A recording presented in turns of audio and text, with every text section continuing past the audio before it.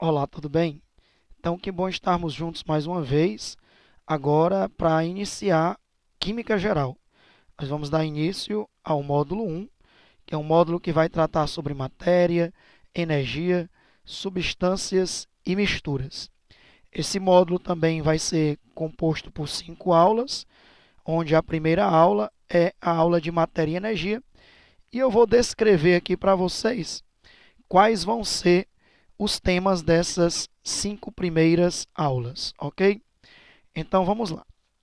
A aula 1, que a gente está iniciando agora, é matéria e energia. Aula 2, propriedades dos líquidos e dos sólidos. Aula 3, substâncias puras e misturas. Aula 4 é análise imediata, que a gente chama também de separação de misturas.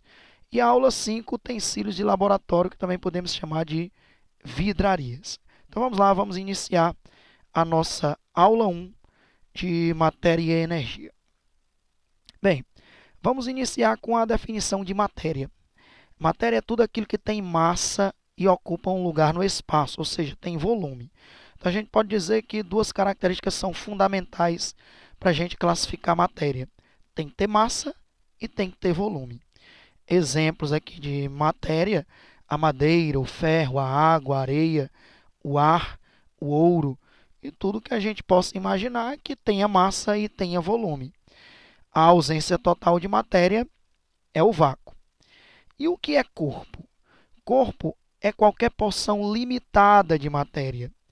Então, por exemplo, uma tábua de madeira, uma barra de ferro, um cubo de gelo ou uma pedra é um corpo, porque é uma porção limitada, delimitada de matéria. E nós temos ainda a definição de objeto. O que seria um objeto? É um corpo fabricado ou elaborado para ter aplicações úteis ao homem, ou seja, é um corpo, mas que foi fabricado, elaborado para ter uma aplicação útil. Uma mesa, um lápis, uma estátua, uma cadeira, uma faca, um martelo, são exemplos de objetos, que é um corpo com uma utilidade prática. Já que a gente definiu matéria, vamos também definir energia. Energia, de um modo mais simples e objetivo, é a capacidade de realizar trabalho. Esta já é uma boa definição. Energia é a capacidade de realizar trabalho. Se você quiser ampliar um pouco mais essa definição, você pode dizer que energia é a capacidade de realizar trabalho, é tudo aquilo que pode modificar a matéria, por exemplo, na sua posição, na sua fase de agregação, na sua natureza química, e também tudo que pode provocar ou anular movimentos e causar deformações. Então aí a gente tem uma definição mais ampla de matéria. Observação importante: no Sistema Internacional de Unidades, no SI, a energia é expressa em joule. A gente vai trabalhar não só com joule, mas também com o seu múltiplo, quilojoule, ou até mesmo com uma outra unidade de energia bastante comum, que é a caloria, e também o seu múltiplo, que é a quilocaloria, ok? Importante a gente ressaltar que existem muitas formas de energia: a energia elétrica, a energia térmica, a energia luminosa, a energia química, a energia nuclear, a energia magnética, a energia solar, também chamada de energia radiante. E também nós temos que lembrar de uma importante lei, que é a lei de conservação da energia. O que é que diz essa lei? A energia ela não pode ser criada nem destruída. Sempre que desaparece uma quantidade de uma classe de energia, uma quantidade exatamente igual de outra ou de outras classes de energia vão ser produzidas, ok? Então é muito comum, até no Enem, cair uma questão de lei da conservação de energia. Vou dar um exemplo, aquele exemplo clássico, que é o exemplo das energias que a gente pode observar, das transformações de energia que a gente pode observar numa hidrelétrica. Então, quando se constrói a barragem, a água do rio começa a subir, então nós temos a energia potencial, ou energia potencial gravitacional. Quando se abre as comportas, a água começa a descer em grande velocidade, energia cinética. Essa água movimenta uma turbina, Nós temos a energia mecânica. A energia mecânica é transformada em energia elétrica, que vem através de um fio. E, por exemplo, ao chegar aqui nessas luzes dos refletores do meu estúdio, nós temos aqui a energia elétrica se transformando em energia luminosa e também em energia calorífica, porque esses refletores eles esquentam muito. Então você observa aí várias transformações de energia. Em uma pilha, a energia química é transformada em energia elétrica. Então, a lei da conservação de energia nos diz isso. Sempre que uma modalidade de energia desaparece, outras formas de energia estarão surgindo, já que a energia ela não pode ser destruída, mas sim transformada. Nós vamos também falar um pouquinho sobre as classificações dos sistemas. Os sistemas eles podem ser classificados em 3 tipos, de acordo com a sua capacidade de trocar matéria e energia com o ambiente. Então, os sistemas podem ser classificados em aberto, fechado ou isolado. O que é um sistema aberto? É aquele que troca matéria e troca energia com o ambiente. Exemplo, uma garrafa de água mineral sem a tampa, né? É um sistema aberto. Ela tanto troca matéria, porque aos poucos, devido à temperatura ambiente, a água vai evaporando, e também troca energia. De acordo com a temperatura ambiente, você vai ter também a temperatura da água. Então, troca matéria e troca energia com o ambiente. Um sistema fechado. Sistema fechado é aquele sistema que troca energia, mas ele não troca mais matéria com o ambiente. Uma garrafa de água mineral ou um refrigerante fechado. Ele troca matéria? Não, não troca, porque agora você tem a tampa. Mas ele continua trocando energia com o ambiente. De acordo com a temperatura do ambiente, você vai ter também ali a temperatura da água ou do refrigerante, ok? E o que seria o sistema isolado? É aquele que nem troca matéria e nem troca energia com o ambiente.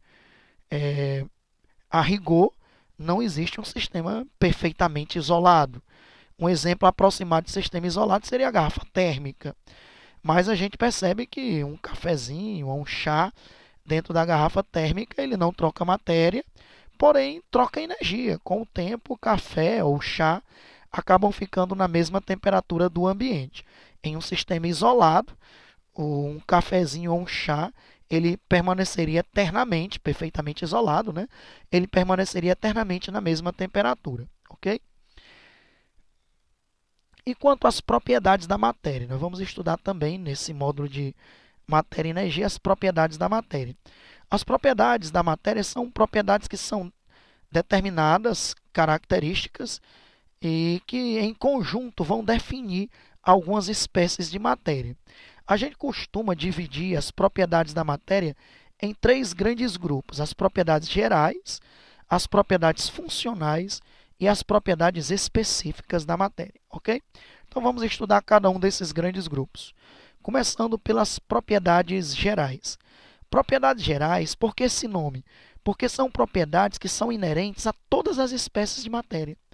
Todas as espécies de matéria vão apresentar essas diversas propriedades gerais que a gente vai estudar agora, ok? Então a primeira delas é a massa. O que é massa? Massa é a medida da quantidade de matéria de um corpo ou de um objeto. Então, massa é a medida da quantidade de matéria.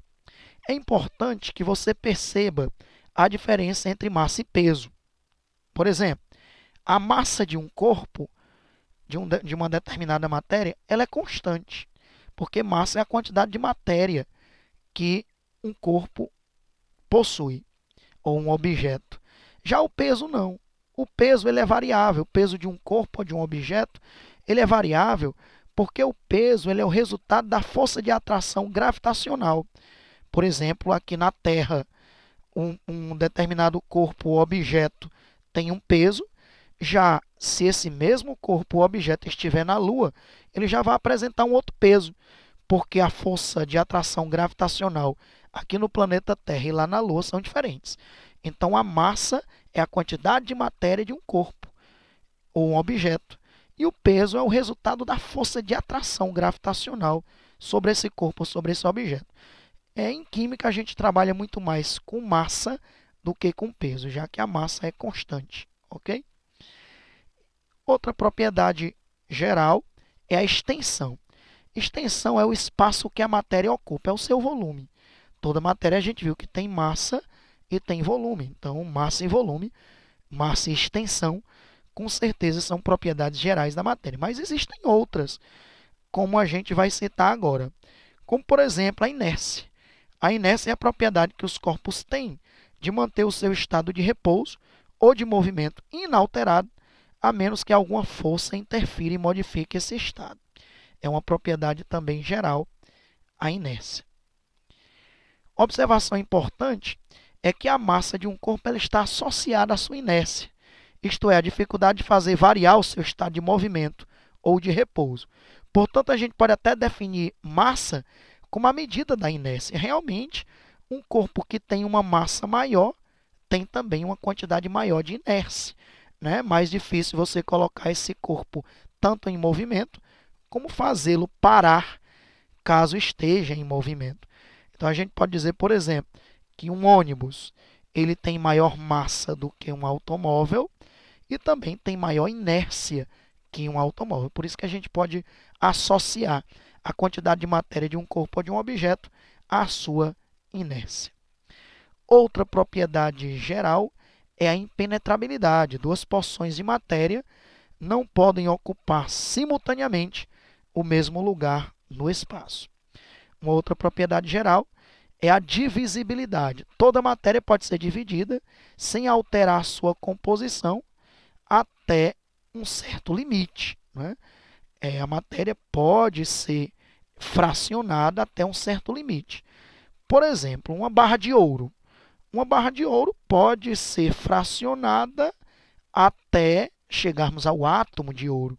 É lógico que nós sabemos que hoje o átomo tem frações muito menores do que ele, como os prótons, os elétrons, os nêutrons, os mesons, os quarks, mas aí você já está indo para as partículas subatômicas. Né? Então, a matéria pode ser fracionada até a sua unidade íntima. A unidade íntima do ouro seria o átomo. Já, por exemplo, um composto, a glicose, por exemplo. Você pode fracionar um cristal de glicose até chegar à sua unidade íntima, que é o quê? Que é uma molécula de glicose, que é C6H12O6. Então, toda matéria é divisível até uma unidade básica que a constitui.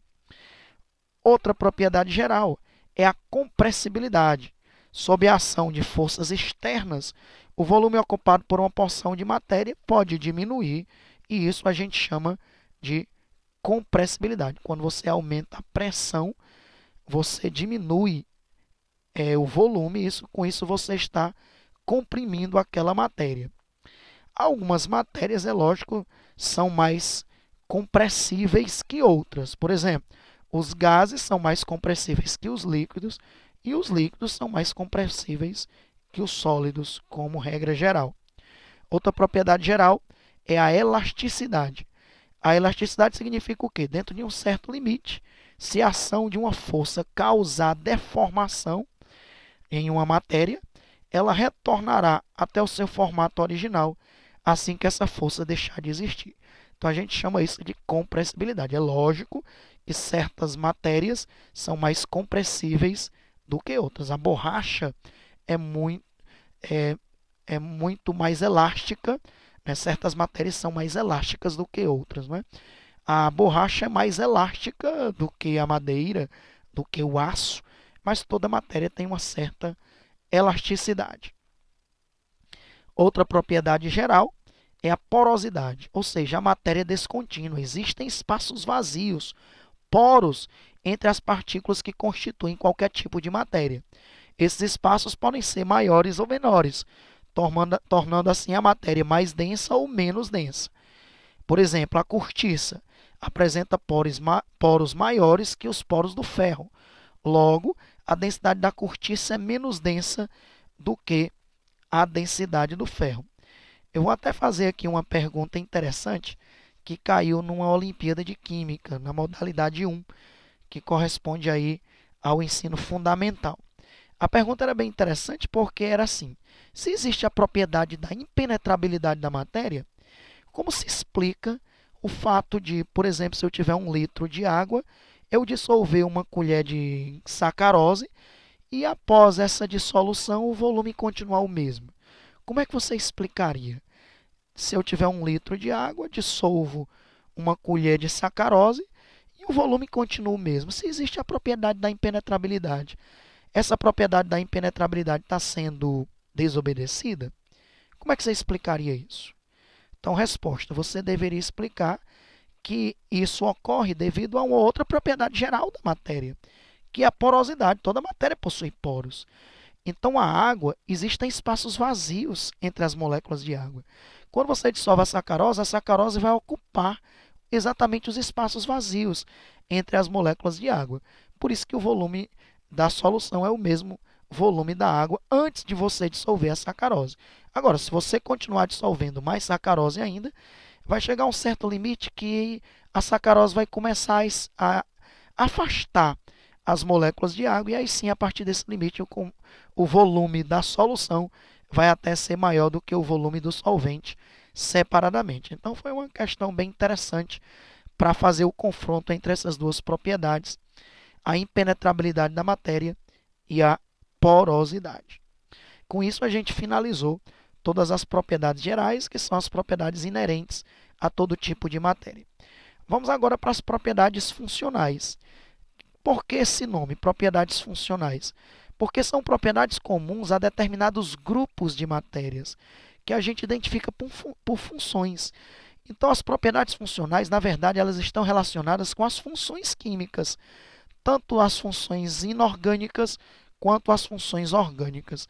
Então, por exemplo, ácidos, bases, sais, óxidos, os hidretos, os carbetos, os nitretos, que são funções inorgânicas, como também as funções orgânicas, os álcoois, os aldeídos, acetonas, os ácidos carboxílicos, as aminas, as amidas, nitrilas. Então, são muitas as funções. Então, propriedades funcionais, por quê? Porque elas são inerentes a um determinado grupo de função. Por exemplo, propriedades que dizem respeito aos ácidos são azedos, né? Eles se ionizam dentro d'água. Então, são propriedades que dizem respeito a todos os ácidos, ok? Do mesmo jeito, as bases, elas têm propriedades comuns. Inclusive, quando a gente for estudar esses grupos funcionais da química inorgânica e também da química orgânica, nós vamos estar falando dessas propriedades inerentes a esses determinados grupos funcionais, aos álcoois, aos aldeídos, às cetonas, aos ácidos, bases, sais e óxidos, por exemplo, ok? O terceiro grupo funcional, o terceiro grupo de matéria, né? A terceira classe de matéria são as propriedades específicas. A terceira propriedade que diz respeito a matérias são as propriedades específicas. As propriedades específicas, elas são propriedades individuais de cada tipo de matéria. Enquanto as gerais dizem respeito a toda a espécie de matéria, as funcionais dizem respeito a um determinado grupo funcional de matéria, as propriedades específicas, elas são propriedades individuais. Elas são tão individuais que elas podem até te permitir a identificação de uma determinada matéria, caso eu te diga algumas propriedades específicas, principalmente se eu te disser algumas propriedades específicas do tipo físicas, que caracterizam realmente bastante a matéria. Então, as propriedades específicas, elas são propriedades individuais de cada tipo de matéria, e elas são divididas em 3 grupos: as propriedades específicas organolépticas, específicas químicas e específicas físicas, ok? Vamos tratar um pouquinho sobre as propriedades específicas organolépticas. As propriedades organolépticas, elas são propriedades capazes de impressionar os nossos sentidos, como a cor, que impressiona a visão, o sabor, que impressiona o paladar, o odor, que impressiona o nosso olfato, e a fase de agregação. Fase de agregação é a mesma coisa que estado físico, que vai impressionar o nosso tato, né? Se é sólido, líquido, gasoso, pastoso, se está na forma de pó. Então, algumas propriedades organolépticas, por exemplo, da água pura, água destilada, ela é incolor, ela é insípida, inodora, ela é líquida na temperatura ambiente. As propriedades organolépticas de uma barra de ferro têm brilho característico, que é o brilho metálico, ela é sólida nas condições ambientes, ok? Então, são as propriedades organolépticas. E um outro grupo de propriedades específicas são as químicas. As propriedades específicas químicas, elas são responsáveis pelos tipos de transformação química que cada matéria é capaz de sofrer. Ou seja, as propriedades específicas químicas, elas estão relacionadas com a maneira da matéria reagir, com a maneira pela qual cada substância vai reagir. Por exemplo, se você me perguntar uma propriedade química do ferro, eu diria oxidação, a ferrugem, né? Uma propriedade química do etanol, da gasolina, eu te diria a combustão. Uma propriedade química do papel, combustão. Então, essas propriedades químicas, elas dizem respeito à maneira daquela matéria reagir, ok? E, finalmente, nós temos as propriedades químicas físicas. Essas propriedades químicas físicas, elas são certos valores encontrados experimentalmente para o comportamento de cada tipo de matéria quando submetida a determinadas condições. Essas condições não alteram a constituição da matéria, por mais diversas que sejam. Essas propriedades específicas químicas, elas são tão definidas que, como eu te disse, algumas servem até para você caracterizar. Por exemplo, existem bilhões de tipos de matéria, né, ou de substâncias.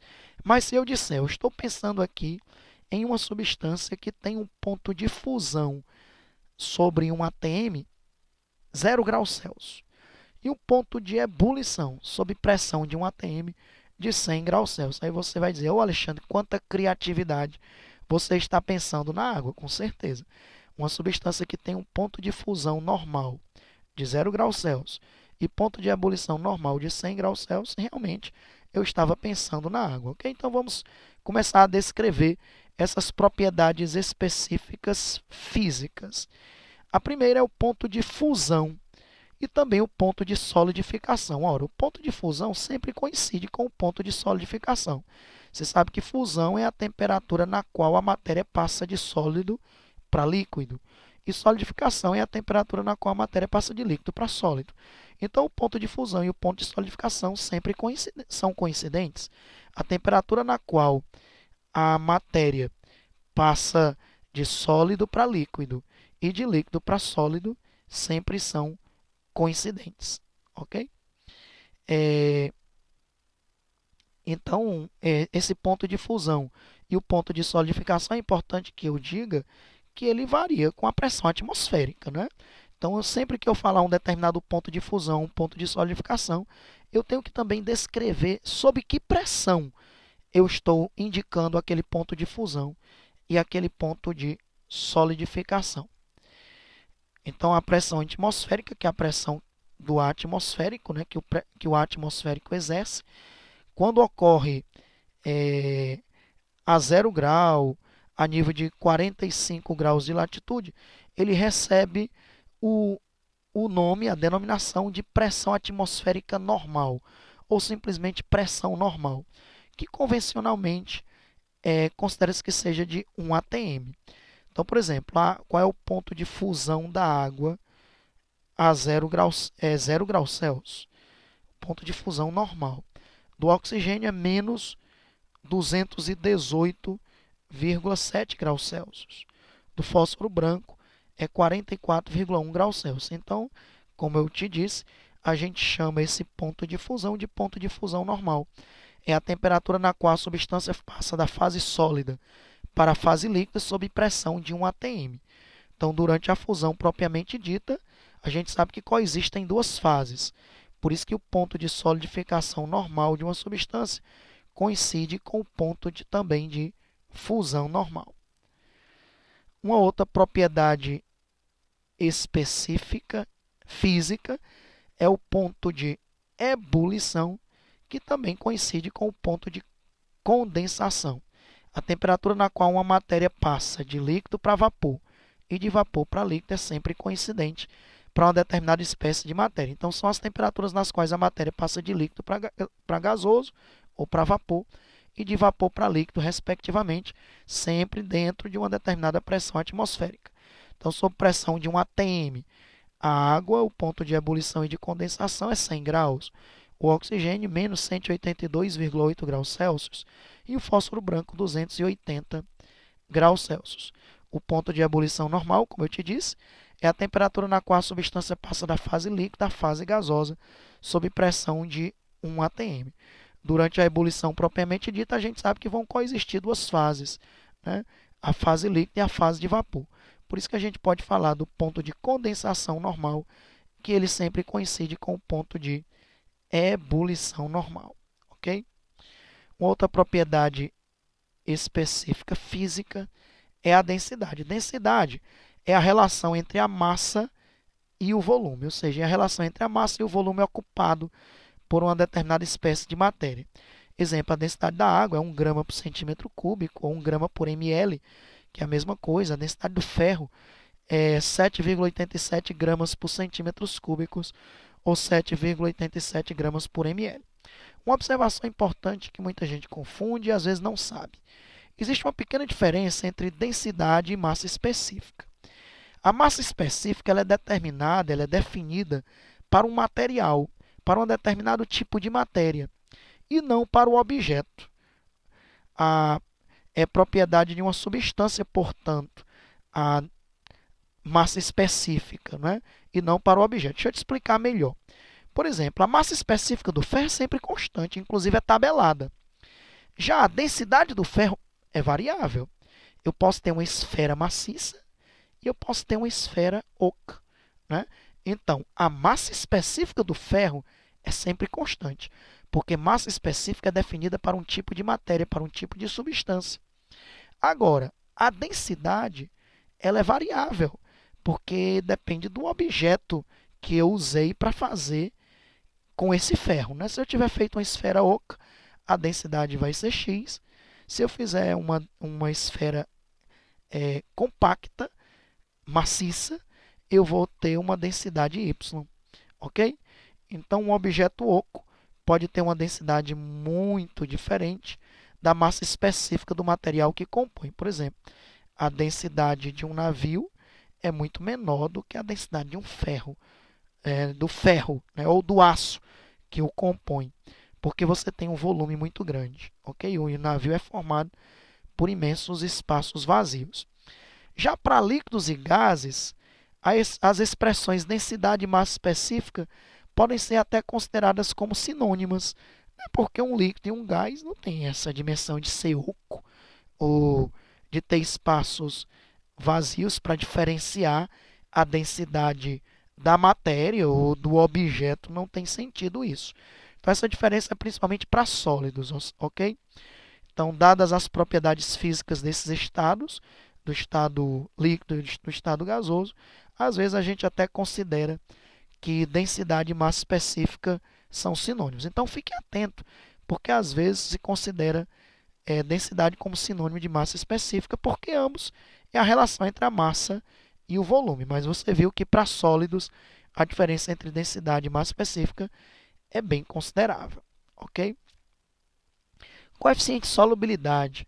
Ora, coeficiente de solubilidade é a quantidade máxima de uma matéria capaz de dissolver-se totalmente em uma porção fixa de uma outra matéria. Essa porção fixa pode ser 100 gramas, 1000 gramas, numa determinada temperatura e até mesmo numa determinada pressão. Eu vou até te passar aqui uma outra definição que a gente vai usar mais na físico-química. O coeficiente de solubilidade é a quantidade máxima de soluto que se dissolve em uma quantidade fixa de solvente numa determinada temperatura e numa determinada pressão. Definição muito mais interessante que a gente usa lá na físico-química. Geralmente solvente é a água e geralmente a quantidade fixa de água utilizada é 100 gramas de água, ok? Então, coloquei aí alguns exemplos de coeficiente de solubilidade, como o coeficiente de solubilidade do nitrato de potássio, que é 20,9 gramas para cada 100 gramas de água a 10 graus Celsius, ou 31,6 gramas a 100 gramas de água a 20 graus Celsius. Observe que o coeficiente de solubilidade do nitrato de potássio aumentou com o aumento da temperatura. Já o sulfato de cério, aqui é o sulfato de cério, porque césio é CS, então aqui é o sulfato de cério 3. O coeficiente de solubilidade dele é 20 gramas em 100 gramas de água a 0 grau. Já esse coeficiente de solubilidade ele baixa para 10 gramas de sulfato de cério 3 em 100 gramas de água a 25 graus. Olha que aqui no caso do sulfato de cério, eu aumentei a temperatura e o coeficiente de solubilidade diminuiu. Então, o coeficiente de solubilidade pode aumentar ou pode diminuir com a temperatura. Lá na matéria de físico-química, a gente vai aprofundar muito mais esses conceitos de coeficiente de solubilidade. Ok? Outra propriedade específica física é a dureza. O que é dureza? É a resistência que a matéria apresenta ao ser riscada por outra. Quanto maior a resistência ao risco, mais dura é essa matéria. Tem muita gente que confunde dureza com outra propriedade que a gente vai já falar, que é tenacidade. Tem gente que pensa que dureza é a resistência a impacto. Não, aí é tenacidade. Se você quiser saber entre duas matérias qual é a mais dura, você tem que passar uma sobre a outra. Aquela que riscar a outra é mais dura. E entenda aqui que riscar é arrancar pedaço. Então, por exemplo, quem é mais duro? O diamante ou uma pedra de calcário? O diamante é mais duro do que a pedra de calcário. Por quê? Porque se eu friccionar essas duas espécies de matéria, o diamante vai rasgar, vai riscar, vai arrancar pedaços daquela pedra de calcário. Então, o diamante é mais duro do que a pedra de calcário. Quem risca quem? É a grafite que risca o papel ou é o papel que risca a grafite? E aí, pessoal, é o lápis que risca o papel ou o papel que risca o lápis? Ora, quem arranca pedaços de quem? É o papel que arranca pedaços do grafite, também chamado de grafita.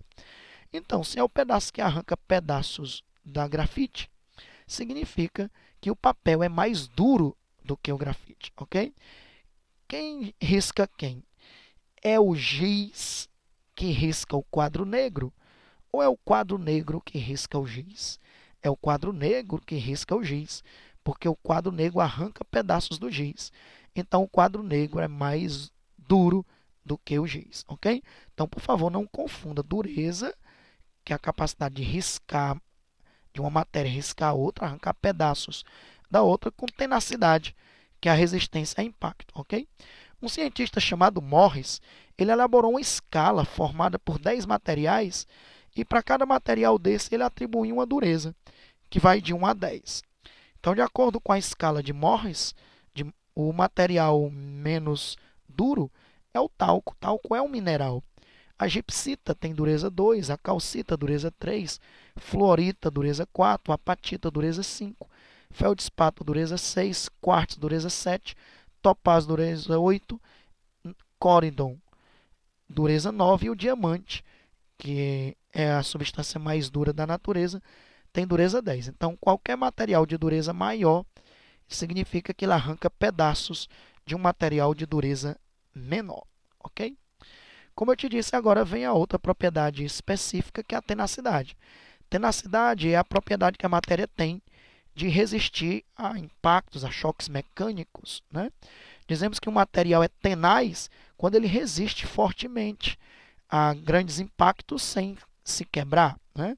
Observe que o material pode ser duro, mas não ser tenaz, que são propriedades distintas. Por exemplo, o diamante. O diamante ele é considerado o material mais duro que existe, né? Porque ele consegue rasgar, arrancar pedaços de praticamente tudo que você imaginar. Mas ele não é muito tenaz, porque se você der uma martelada no diamante, ele vai se quebrar todo. Então, o diamante é duro, mas não é tenaz. Já o aço é bastante duro, né? É bastante resistente ao risco e é também bastante tenaz, ok? O aço, ele é mais tenaz do que o diamante. Já o diamante é mais duro do que o aço. Você entende isso? Por que eu disse que o aço é mais tenaz do que o diamante? Porque ele resiste mais a impactos do que o diamante. Já o diamante é mais duro do que o aço. Por quê? Porque se você passar com muita força o diamante sobre o aço, o diamante vai arrancar pedaços do aço. Eu tenho certeza disso, ok? Então, essa é uma propriedade específica da matéria, que é a tenacidade. Outra propriedade específica da matéria é o brilho. O que é brilho? É a capacidade que a matéria possui de refletir a luz que incide sobre ela. Quando a matéria não reflete essa luz, ou reflete muito pouco, a gente diz que ela não tem brilho. Não vai dizer que o contrário de uma matéria que tem brilho é uma matéria opaca. Não é. O contrário de brilho é não ter brilho. Porque opacidade, uma matéria opaca, é simplesmente o fato de ela não se deixar atravessar pela luz. Por exemplo, uma barra de ouro.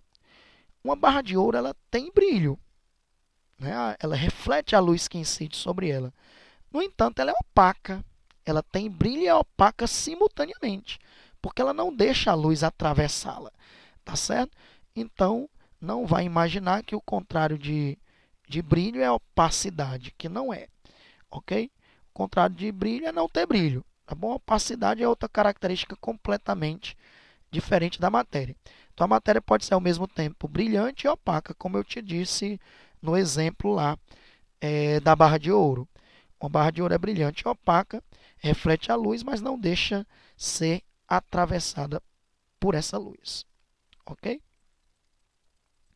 Então, concluímos todas as propriedades específicas, as propriedades físicas específicas físicas, né?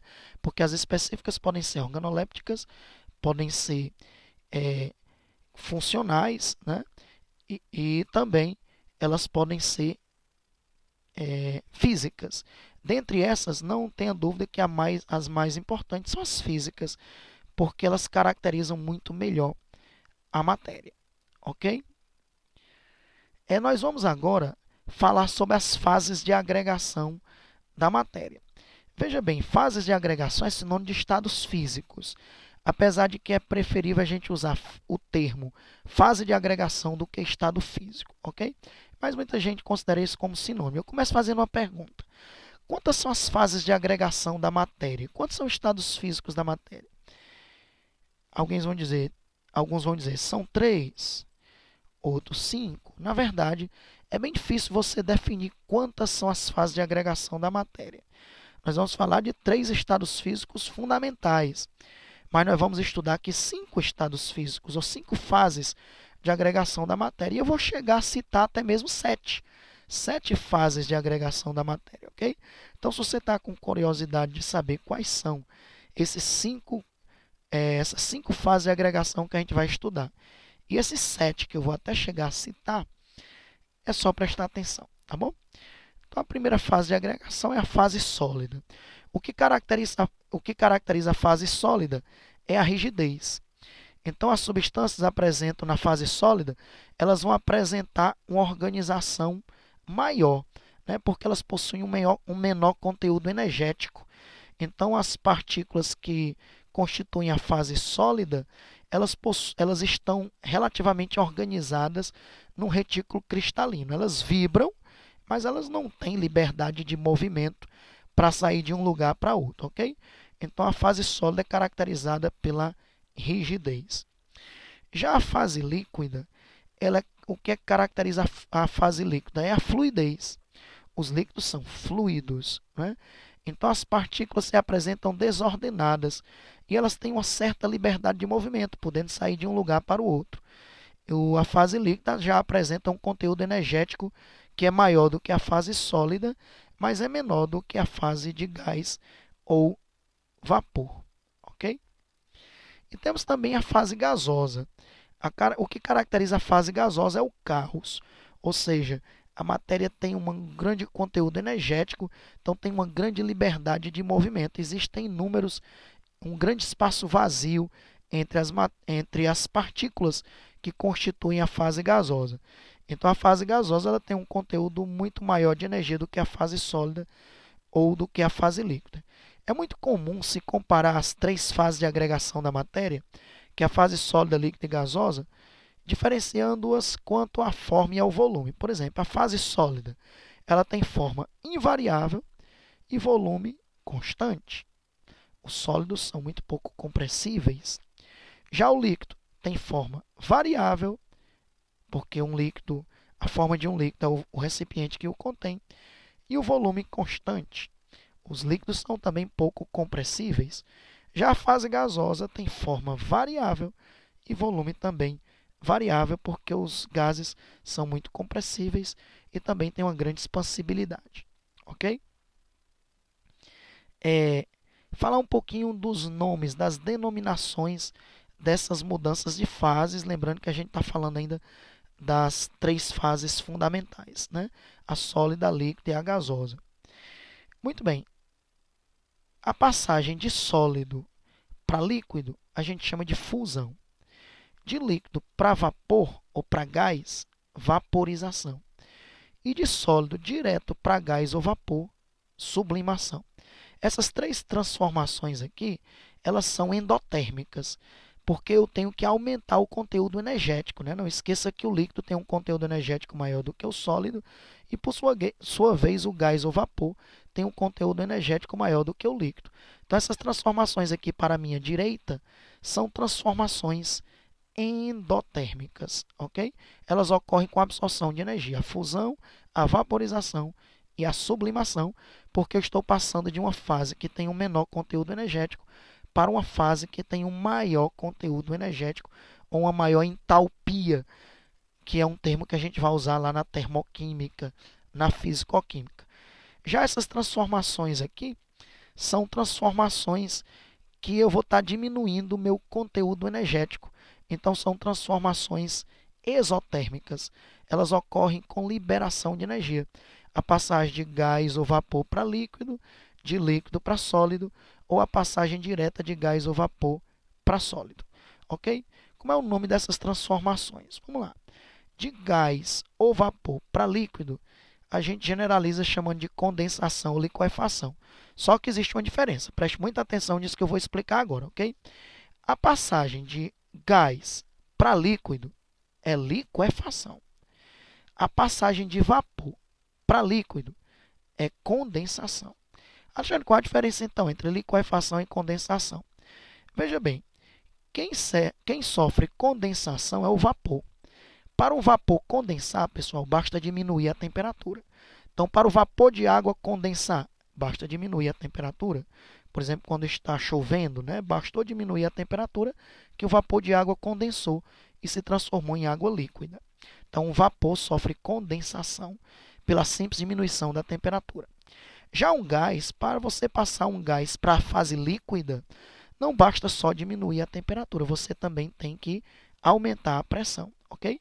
Então, para um gás condensar, você aumenta a pressão e diminui a temperatura. Ok? Então, gás e vapor, portanto, são coisas diferentes. O gás, ele liquefaz-se, enquanto o vapor condensa. Depois, nós vamos até ter a oportunidade, né, a gente estiver estudando diagramas de fases, né, nós vamos ter a oportunidade de dar outras diferenças entre o gás e o vapor. Ok? Já a passagem de líquido para sólido, a gente chama de solidificação. E a passagem direta de gás para sólido, ou de sólido para gás, ou mesmo para vapor, né? A gente chama de sublimação. Mas se a gente quiser diferenciar, de sólido para vapor é sublimação e de vapor para sólido é sublimação. Alexandre, você poderia dar aí alguns exemplos de substâncias que sofrem sublimação? Sim, a naftalina. A naftalina tanto passa diretamente de sólido para vapor, como também de vapor para sólido. O enxofre. O enxofre ele passa diretamente de sólido para vapor, como também de vapor para sólido. Ok? E o próprio gelo seco, que é o CO2, ele passa direto de sólido para vapor ou de vapor para sólido. Ok? Não esqueça que às vezes se considera gás e vapor como sinônimos, mas eu já comecei a te mostrar que existem diferenças entre gás e vapor. Ok? Transformações para a direita são endotérmicas, para a esquerda são exotérmicas, ok? A vaporização, ela recebe outros nomes, né? Vaporização é a denominação genérica da passagem de líquido para vapor. Mas existem 3 tipos de vaporização: a evaporação, a ebulição e a calefação, ok? Então vamos falar desses três tipos de vaporização. O que é que caracteriza, Alexandre, a evaporação? A evaporação ela é lenta, é superficial e ela ocorre em temperaturas que sejam menores do que o ponto de ebulição. Geralmente é um fenômeno que ocorre naturalmente e é um fenômeno de difícil visualização, né? Então a água do mar, a água de um rio, a água de uma lagoa, a água que está molhando uma roupa no varal, né? Ela evapora lentamente, superficialmente. E o mais importante é que a evaporação, você tem que perceber que ela ocorre em uma temperatura menor do que o ponto de ebulição. A água do mar todo dia evapora, mas, no entanto, ela não está a 100 graus Celsius, que é o ponto de ebulição normal da água, né? Então, isso é muito importante. A água evapora, pessoal, até mesmo em temperaturas bem menores do que o ponto de ebulição, ok? Então, uma bacia com água em um determinado local, roupas no varal, a água vai estar sofrendo evaporação. Ebulição, Alexandre, fale um pouquinho mais aí de ebulição. Ebulição já é a passagem rápida da fase líquida para a fase de vapor, geralmente pelo aquecimento artificial do líquido, e a gente percebe pela formação de bolhas. E um líquido só entra em ebulição, pessoal, quando ele atinge o ponto de ebulição. No caso, se a gente tiver sob pressão de um atm, a água só entra em ebulição se ela estiver a 100 graus Celsius. Mas é lógico que a água pode entrar em ebulição em temperaturas menores do que 100 graus Celsius, basta que a pressão seja menor. Por exemplo, no alto de uma montanha, a água entra em ebulição numa temperatura menor do que 100 graus Celsius, ok? Porque o ponto de ebulição ele depende da pressão atmosférica. A gente até bom que eu já fale um pouquinho disso, tá certo? Quanto maior a pressão atmosférica, maior também o ponto de ebulição. Você sabe que a pressão atmosférica é a pressão que o ar exerce sobre as nossas cabeças. Então, numa altitude maior, por exemplo, no Pico Everest, numa altitude maior, a pressão atmosférica é menor. Então, o ponto de ebulição da água também é menor. Então, não esqueça que a pressão atmosférica varia com a altitude e, por sua vez, o ponto de ebulição varia com a pressão atmosférica, ok?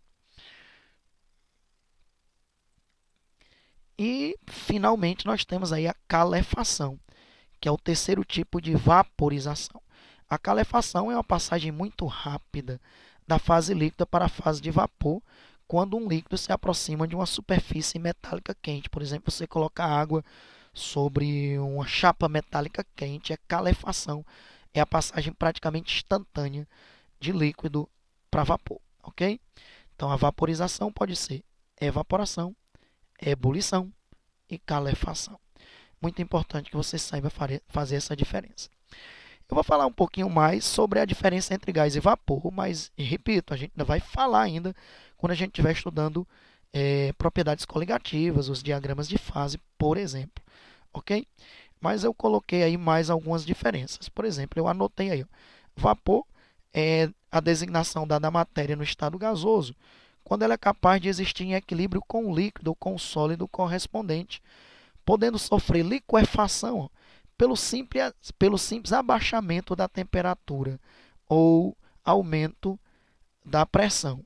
Então, o vapor ele pode passar para líquido simplesmente ou diminuindo a temperatura ou até mesmo aumentando a pressão, né? Já o gás, você precisa diminuir a temperatura e aumentar a pressão, como eu falei.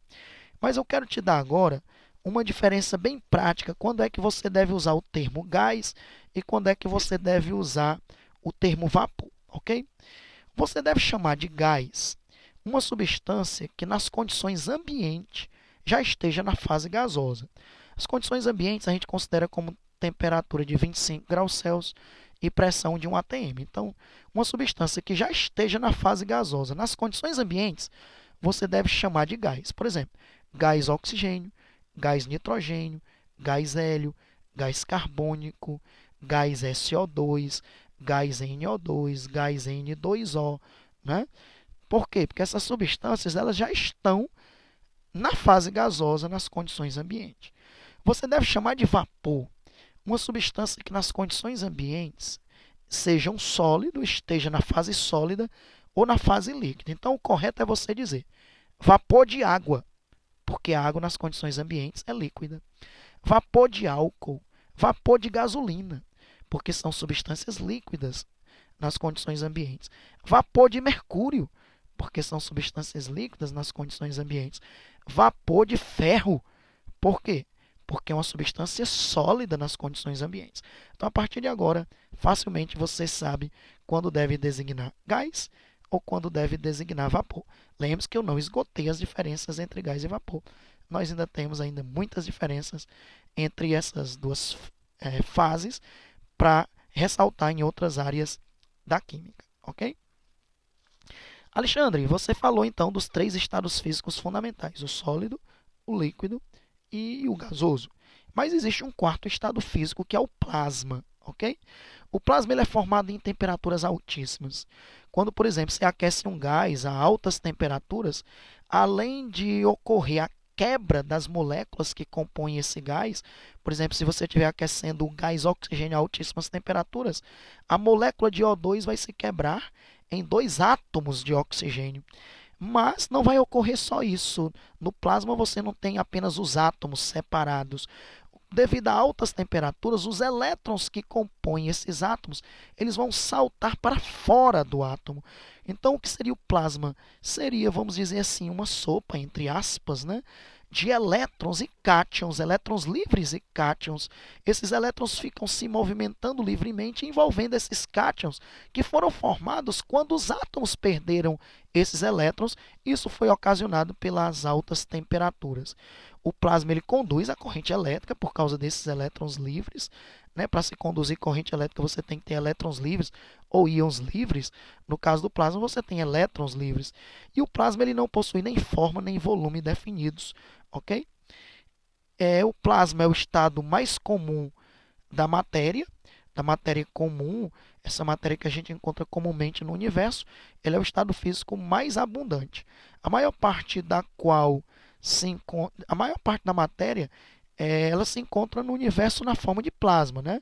Por exemplo, o ar rarefeito que compõe o universo é plasma, é um plasma intergaláctico, as próprias estrelas, como por exemplo o Sol, é formado por plasma, ok? Por isso que é o estado físico mais abundante do universo.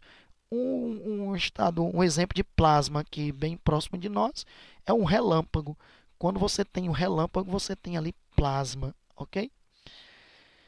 Um quinto estado físico da matéria ele é chamado de condensado de Bose-Einstein, também chamado de zero absoluto. É o quinto estado físico da matéria, ok? Ele ao contrário do plasma, né, que é encontrado em temperaturas altíssimas, o condensado de Bose-Einstein ele é encontrado em temperaturas extremamente baixas, próximas ao zero absoluto, o que faz com que as moléculas, de certa forma, entrem em colapso. O condensado de Bose-Einstein ele possui características meio que intermediárias entre o sólido e o líquido, né? Como, por exemplo, a supercondutividade, a superfluidez. E por que esse nome condensado de Bose-Einstein? É porque a existência desse estado, esse quinto estado físico da matéria, foi inicialmente prevista por Albert Einstein em 1925, no segmento do trabalho efetuado por um cientista chamado Bose. Daí o nome condensado de Bose-Einstein. Eu posso te falar ainda mais algumas características desse condensado de Bose-Einstein. Eles são fluidos de baixas temperaturas que fluem espontaneamente para fora do seu recipiente. Isso é interessante. Se você tiver uma determinada matéria nesse estado físico, no estado físico condensado de Bose-Einstein, se ele estiver dentro do recipiente, ele flui para fora do recipiente. Por que isso? Porque ele tem uma superfluidez. Ele flui facilmente porque a fluidez supera a gravidade, devido às forças de adesão entre a matéria, nesse estado físico, que a gente chama de condensado de Bose-Einstein, a adesão entre a matéria e as partículas do recipiente é tão forte que supera a ação da gravidade, então ele acaba saindo, né, fluindo para fora do recipiente. Isso é muito interessante, essa propriedade do condensado de Bose-Einstein.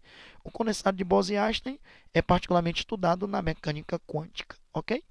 Então eu diria que esses são os 5 principais estados físicos da matéria, né? O sólido, o líquido, o gasoso, o plasma e o condensado de Bose-Einstein. Mas, como eu te disse, é difícil a gente dizer quantos estados físicos existem, porque eu poderia te citar mais dois ainda. Vou só citar, não vou aprofundar, porque aí a gente já estaria até exagerando ao entrar nessas particularidades, ok? Mas eu diria um sexto estado físico, que é o condensado fermiônico, e um sétimo estado físico da matéria, que é o superfluido de polaritons, ok? Mas isso aí já é um exagero, a gente ia aprofundar esse sexto e esse sétimo estado físico da matéria, tá bom? Com isso, meus amigos, a gente concluiu esse primeiro módulo, né, de Química Geral, essa primeira aula, que é a aula correspondente à matéria, energia, substâncias puras e misturas. Para você ter acesso às demais aulas desse módulo, você precisa visitar o meu portal, que é www.portalepisteme.com.br. Você percebeu que esse meu projeto é um projeto bastante ousado, podemos dizer um projeto bastante ambicioso no bom sentido da palavra e do termo, porque você vê toda a profundidade dessas aulas, né? Às vezes a gente vê aulas por aí no YouTube, mas aulas sem qualidade, sem rigor científico, e vocês que já me conhecem sabem de todo o meu critério nas minhas aulas, e aqueles que estão me passando a me conhecer virtualmente, né? Já deu para perceber. Visite todas as aulas que estão disponíveis no meu canal no YouTube, que é um canal com o mesmo nome, Portal Episteme, e divulgue, me ajude, e você também se cadastre, né? Faça o seu cadastro no meu portal, no YouTube, que você está me ajudando. Ajude nessa divulgação, tanto do meu site como do meu portal. Eu lhe agradeço, um grande abraço, é um prazer estar podendo ajudá-lo de alguma forma, e até a próxima.